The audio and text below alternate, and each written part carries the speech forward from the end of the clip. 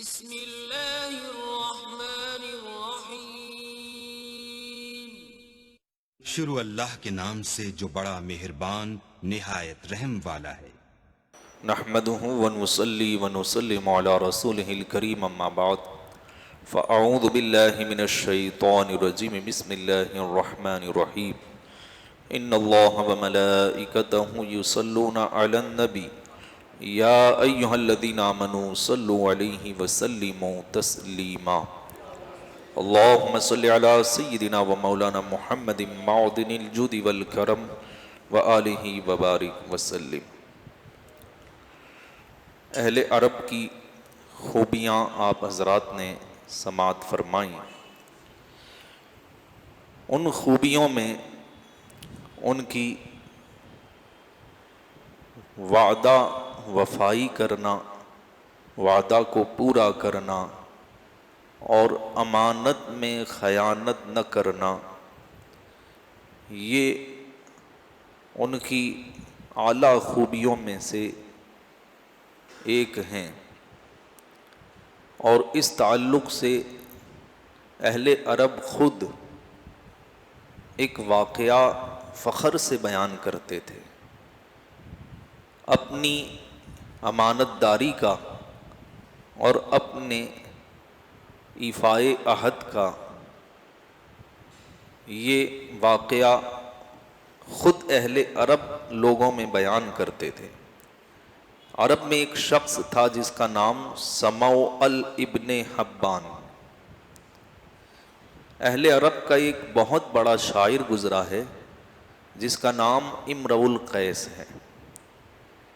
امرؤ القیس جب قیصر کی ملاقات کے لیے جا رہا تھا، ایک بادشاہ کی ملاقات کے لیے، تو اس نے اپنی زرہ کسے کہتے ہیں کہ جو جنگ میں زنجیر والے کپڑے پہنے جاتے ہیں اسے زرہ کہتے ہیں۔ تو وہ زرہ جو ہے اس نے امرؤ القیس نے سموعل نامی شخص کو دی اور کہا کہ میں جب آ جاؤں گا تب تم سے لے لوں گا، اس کو تم اپنے پاس رکھو۔ ہوا یہ کہ جب یہ امرؤ القیس شاعر قیصر سے ملاقات کرنے کے لیے گیا تو راستے میں ہی وہ مر گیا۔ شام کے ایک بادشاہ نے جب اسے پتا چلا کہ امرؤ القیس بہت مشہور شاعر کی زرہ یہ سموعل نامی شخص کے پاس ہے، تو اس کو لینے کے لیے اس نے سموعل کے قلعے پر حملہ کیا۔ یہ اپنے قلعے میں بند ہو گیا کیونکہ اس کے اندر اس سے مقابلہ کرنے کی طاقت نہیں تھی، تو اس لیے اس نے قلعہ بند کر دیا۔ لیکن اتفاق یہ ہوا کہ اس کا خود کا بیٹا باہر رہ گیا، سموعل کا بیٹا باہر رہ گیا۔ قلعہ تو اس نے بند کر دیا، قلعے کا دروازہ، پہلے کے زمانے میں بڑی بڑی دیواریں شہر کے ارد گرد ہوتی تھیں، اسے قلعہ کہا جاتا، اور اس کا ایک مین گیٹ ہوتا تھا، دروازہ ہوتا تھا، وہ تو اس نے بند کر دیا، لیکن خود اس کا بیٹا باہر رہ گیا۔ جب بادشاہ کو پتا چلا، شام کے بادشاہ کو، کہ سموعل کا بیٹا باہر رہ گیا ہے، اس نے اسے گرفتار کر لیا۔ اب باپ کو بیٹے کی فکر ہوئی، وہ قلعے کی دیوار پر چڑھا، اس نے دیکھا کہ قلعے کے باہر اس کا بیٹا دشمن کے ہاتھوں میں گرفتار ہے۔ بادشاہ نے سموعل سے کہا کہ میری اور تمہاری کوئی دشمنی نہیں ہے اور میں تم سے لڑنا بھی نہیں چاہتا، بس ایک چیز ہے کہ امرؤ القیس کی جو زرہ تمہارے پاس ہے وہ مجھے دے دو، میں وہ لے کے چلا جاؤں گا، اور اگر اس پر تمہیں دلیل چاہیے تو وہ بھی میرے پاس ہے کہ امرؤ القیس سے میرا رشتہ ہے تو اس کے وارثین میں سے میں بھی ہوں، جب وہ مر گیا تو اس کے مال پر میرا حق ہے، حالانکہ اس کا رشتہ ایسا نہیں تھا کہ جس سے وہ وراثت کا حقدار بن سکے۔ تو اس لیے سموئل نے کہا کہ یہ چیز تو میں تمہیں نہیں دے سکتا، کیونکہ یہ چیز میرے پاس امانت کے طور پر رکھی ہوئی ہے، تو وہ میں تمہیں نہیں دوں گا۔ اس نے کہا کہ اگر تم وہ زرہ نہیں دیتے تو پھر میں تمہارے بیٹے کو ذبح کر دوں گا۔ اب یہ کتنی بڑی بات تھی۔ باپ کا دل بھر آیا اور اس نے کہا کہ مجھے سوچنے کے لیے ایک رات کا وقت دو۔ اس نے کہا ٹھیک ہے، آج کی رات تمہارے پاس، تم سوچ لو، صبح مجھے بتاؤ جو بھی فیصلہ کرتے ہو، یا زرہ دینی ہے یا پھر اپنے بیٹے کو قتل کروانا ہے۔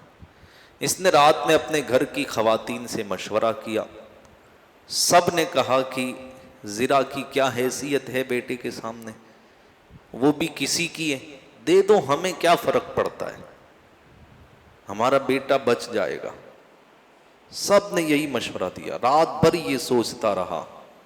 جب صبح ہوئی، یہ سموئل نام کا شخص قلعے پر چڑھا اور اس نے سامنے والے بادشاہ سے جو کہا وہ شیر کی شکل میں اہل عرب بیان کیا کرتے تھے، لیس الی دفع الدروع سبیل فاصنع ما انت صانع۔ اے بادشاہ، میں کسی قیمت پر وہ زرہیں تمہیں نہیں دے سکتا، جو تیرا جی چاہے کر لے۔ یہ میرے پاس امانت کے طور پر رکھی ہوئی ہیں، اس امانت میں خیانت نہیں کروں گا، تیرا جو جی چاہے کر لے۔ بادشاہ نے اس کی آنکھوں کے سامنے اس کے بیٹے کے گلے پر چھری چلا دی، لیکن سموئل نے وہ زرہیں اس کو نہیں دی۔ جب بادشاہ نے دیکھا کہ میرا کام نہیں بنا بیٹے کو قتل کرنے کے بعد بھی، پھر وہ چلا گیا۔ جب وہ چلا گیا تو اس نے اپنے بیٹے کو دفن کیا اور پھر وہ امانت لے کے امرؤ القیس کے گھر گیا اور اس کے جو اصلی حقدار تھے انہیں وہ زرہیں سپرد کر دی اور کہا یہ تمہاری امانت ہے۔ یعنی ایک امانت میں خیانت نہ ہو جائے، اس لیے خود اپنے سگے بیٹے کو قربان کر دیا، لیکن امانت میں خیانت نہیں ہونے دی۔ ایسے یہ عرب والے تھے کہ جب بات خوبی کی آ جاتی، امانت کی آ جاتی، اور جب بات ان کی عزت کی آ جاتی تو پھر وہ کچھ بھی کرنے کو تیار ہو جاتے، لیکن وہ اپنے آپ کو داغدار نہیں ہونے دیتے۔ تو یہ ساری چیزیں اہل عرب کے اندر تھیں کہ یہ ذہین بھی تھے اور بڑے بہادر بھی تھے، وعدہ وفا کرنے والے بھی تھے اور بڑے غیرت مند بھی تھے، فصیح و بلیغ بھی تھے۔ یہ ساری خوبیاں ان کے اندر تھیں۔ کچھ چیزیں ان کے اندر عیب کے طور پر بھی تھیں، تاریک پہلو۔ یہ تو آپ نے خوبیاں دیکھیں، اب ان کے اندر تاریک پہلو جو تھے، جو ان کی خرابیاں تھیں، ان میں سب سے اول نمبر کی جو خرابی تھی اہل عرب کے اندر، وہ تھی بت پرستی، بتوں کی پوجا۔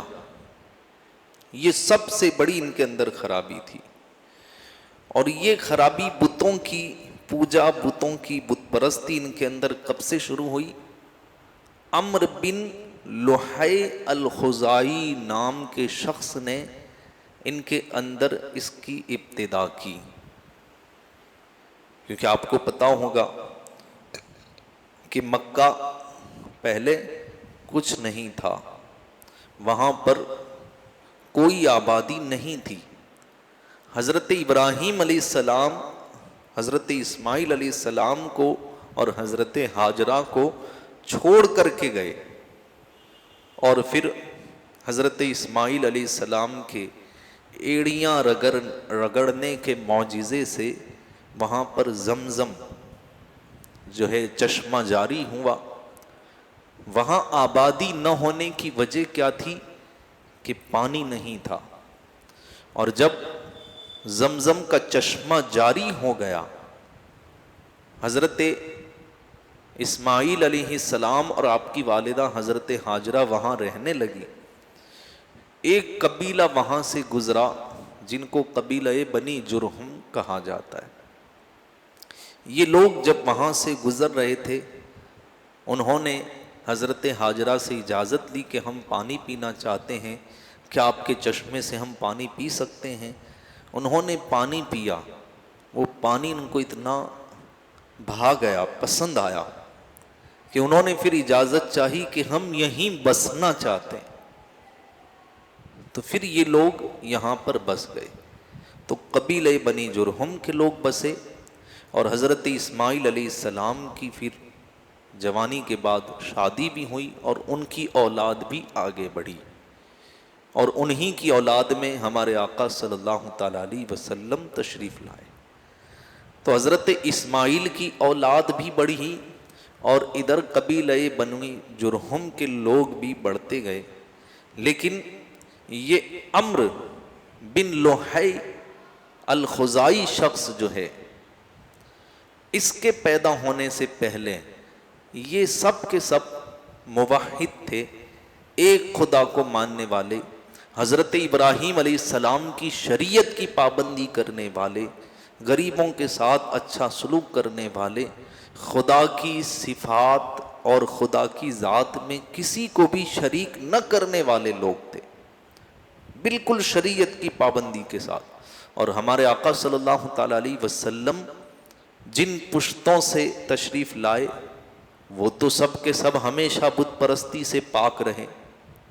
اللہ نے قرآن میں بیان فرمایا وَتَقَلُّبَكَ فِي السَّاجِدِينَ کہ حضور کا جو سفر ہوا پشتوں میں، وہ ساجدین کی پشتوں میں سفر ہوا ہے، اللہ کو سجدہ کرنے والوں کی پشت.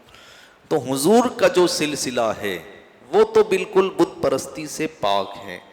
لیکن کچھ لوگ جو بنی اسماعیل میں بھی تھے لیکن اس کے باوجود بت پرستی میں مبتلا ہو گئے.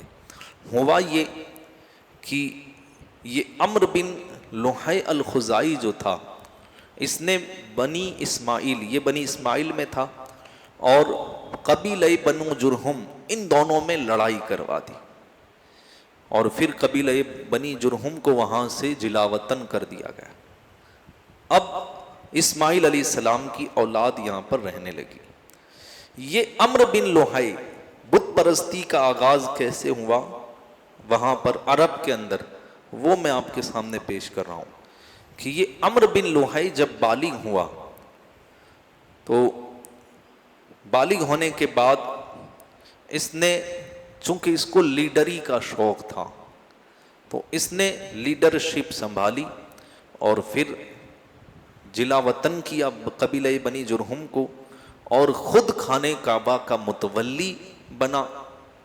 اور پھر اس کے بعد اس کو ایک بیماری لگ گئی اور سخت بیمار رہنے لگا، شدید بیمار رہنے لگا.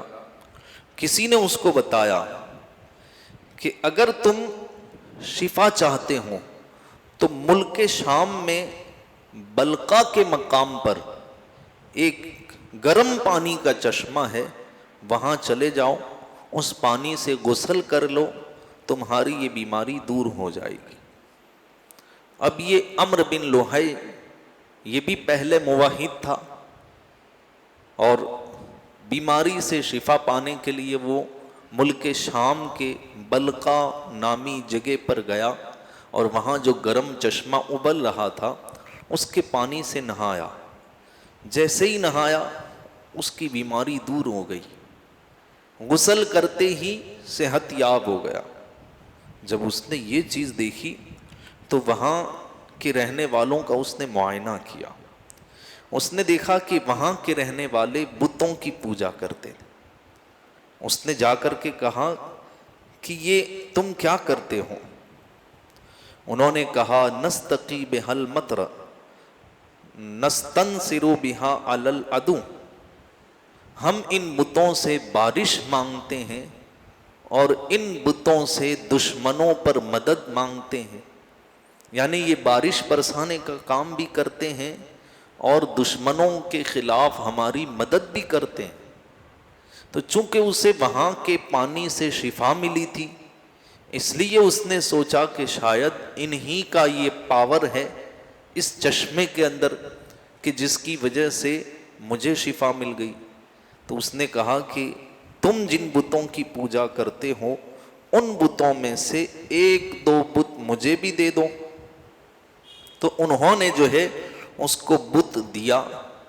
اب یہ بت لے کر کے آیا اور اس نے خانہ کعبہ کے پاس بت کو نصب کیا، اور پھر جو ہے یہاں سے بت پرستی شروع ہوئی، چونکہ یہ لیڈر تھا، اور جب لیڈر ہی بت پرستی کرے گا تو پیچھے قوم بھی اسی کے پیچھے پیچھے جائے گی۔ تو اس طرح بت پرستی کا آغاز عرب کے اندر ہوا۔ اس کا موجد، اس کو شروع کرنے والا یہ عمرو بن لحی الخزاعی تھا۔ اب یہ بت کون کون سے تھے اور یہ لوگ جو ہے ان سے کیسے عقیدے رکھتے تھے، انشاءاللہ آئندہ کل بیان کیا جائے گا۔ اللہ تبارک و تعالی ہم سب کو بت پرستی سے، کفر سے، شرک سے زندگی بھر محفوظ رکھے، ہم سب کا خاتمہ ایمان پر نصیب فرمائے، اور اللہ تعالی ہمیں سیرت سن کر کے اس پر عمل کرنے کی توفیق عطا فرمائے۔ السلام علیکم ورحمۃ اللہ وبرکاتہ۔